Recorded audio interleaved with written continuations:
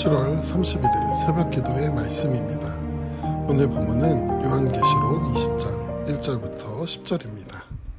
또 내가 보매 천사가 무저갱의 열쇠와 큰 쇠사슬을 그의 손에 가지고 하늘로부터 내려와서 용을 잡으니 곧 옛 뱀이요 마귀요 사탄이라. 잡아서 1000년 동안 결박하여 무저갱에 던져 넣어 잠그고 그 위에 임봉하여 1000년이 차도록 다시는 만국을 미혹하지 못하게 하였는데 그 후에는 반드시 잠깐 노일이라. 또 내가 보좌들을 보니 거기에 앉은 자들이 있어 심판하는 권세를 받았더라.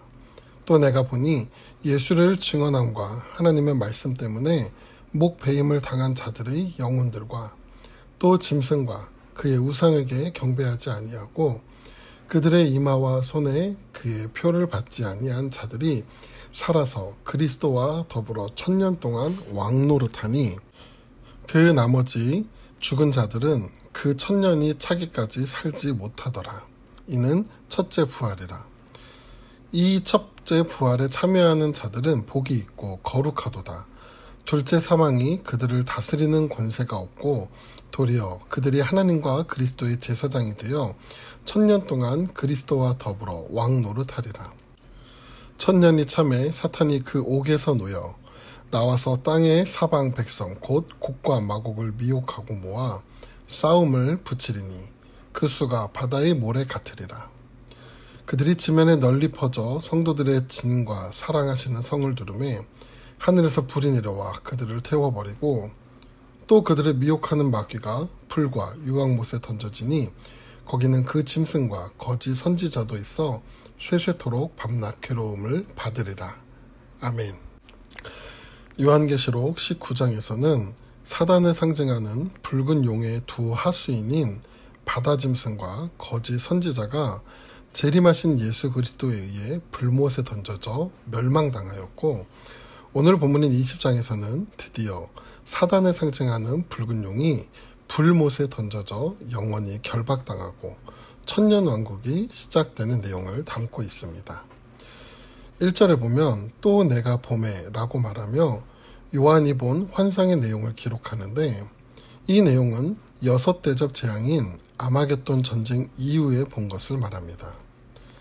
아마겟돈 전쟁은 하나님과 사단과의 최후의 전쟁으로 이때 예수님이 재림하셔서 사탄과 악한 모든 세력들과 싸워 최후 승리를 얻게 되었고, 이후 하늘에서 천사가 무저갱, 즉 바닥 없는 구덩이를 뜻하는 말로 지하세계나 지옥을 말하는 것으로 이 무저갱 열쇠와 큰 쇠사슬을 가지고 땅으로 내려옵니다. 그리고 2절 3절의 내용을 보면 가져온 큰 쇠사슬로 사단을 결박하여 무저갱에 던지고 열쇠로 임봉하여 1000년 동안 결박해 놓는다고 기록합니다. 그리고 요한은 이제 이 땅을 다스리고 심판하는 권세를 받은 자들을 보게 되는데, 그들은 바로 신앙 때문에 죽임을 당했던 순교자들과 환난 가운데 믿음을 끝까지 포기하지 않고 지켰던 성도들이었습니다. 이렇게 예수를 믿는 자들이 1000년 동안 그리스도와 함께 이 땅을 왕처럼 다스린다고 해서 이것을 천년왕국이라고 합니다. 여기서 천년왕국에 대해 문자 그대로 천년의 시간적 개념으로 이해하기도 하지만, 그보다 상징적인 개념으로서 예수 그리스도가 교회를 통해 세상을 통치하고 다스리는 시대를 말할 때 천년왕국이라고 표현합니다. 이어서 본문 가운데 궁금한 것은 신앙 때문에 죽임을 당했던 순교자들이 어떻게 살아서 왕노릇할 수 있었을까요?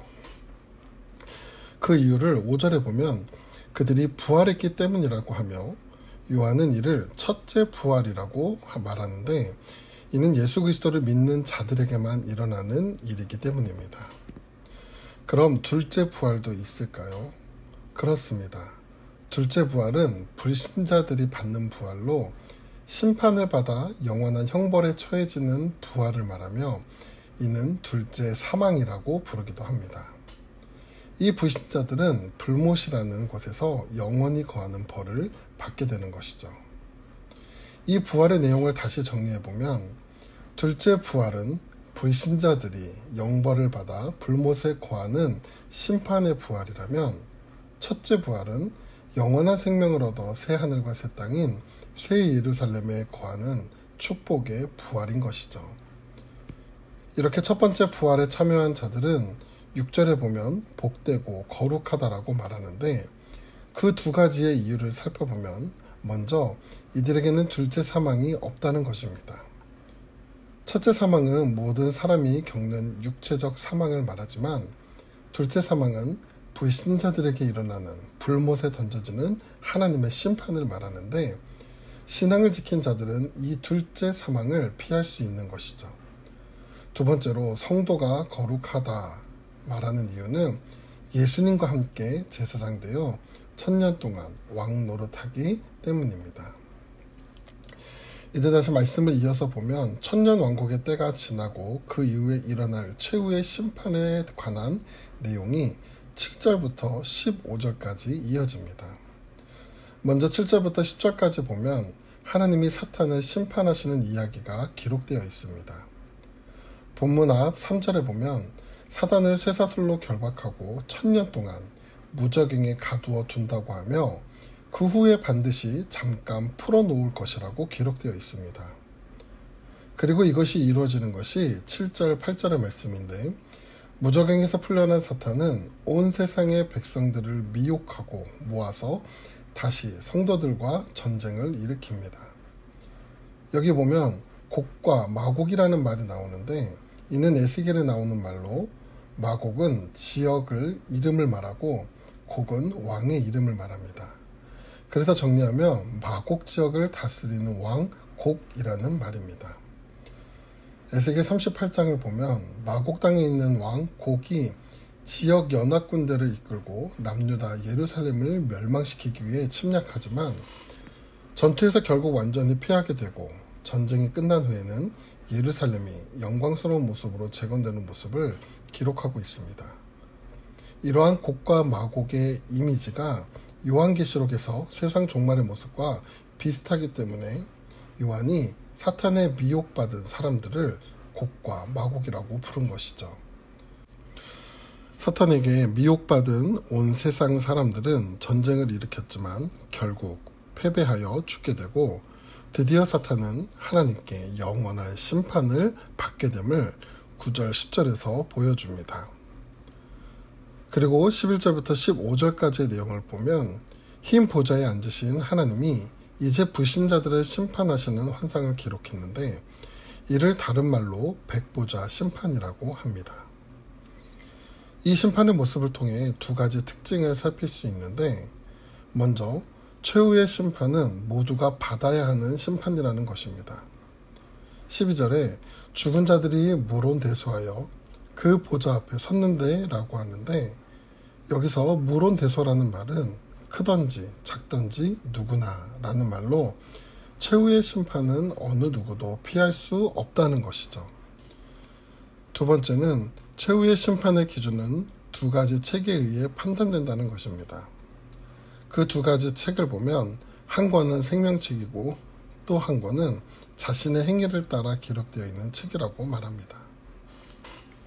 12절의 내용을 보면 자기 행위를 따라 책들에 기록된 대로 심판을 받으니 라고 나오는데, 이를 잘못 이해하면 예수를 믿는 믿음이 아닌 행위로 구원을 얻는 것인가 오해할 수도 있습니다.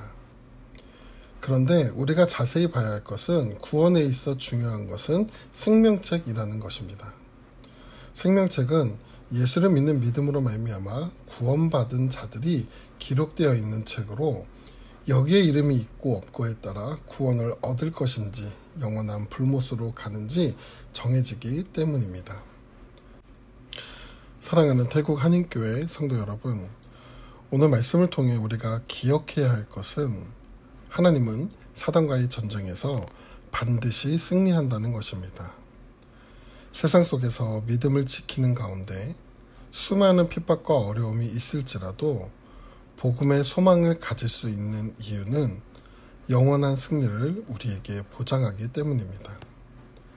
그리고 그렇게 믿음을 가지고 살아가는 삶 속에 사탄은 여전히 변하지 않는 모습으로 사람들을 미혹해 하나님과 대적을 이뤄가려 한다는 것입니다.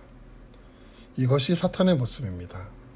사탄은 웃는 사자와 같이 믿는 자들을 찾아 하나님으로부터 단절시켜 그의 삶을 죽음으로 이끌려 갑니다. 오늘 우리가 믿음이 있다 생각할 때 넘어질 수도 있습니다. 또 이쯤 되면 우리의 신앙이 꽤 괜찮다고 생각할 때 유혹에 넘어갈 수 있습니다. 우리가 사탄에게 속지 않기 위해서는 오직 말씀과 기도로 살아가며 하나님 안에 거하는 것입니다. 우리가 그 믿음의 삶을 끝까지 살아낼 때 최후의 심판 가운데 기쁨으로 설 수 있을 줄 믿습니다. 기도하겠습니다.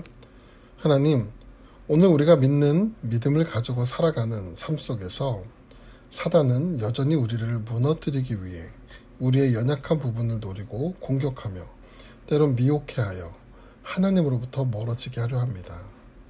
그래서 우리는 늘 기도하고 말씀 가운데 살아야 합니다.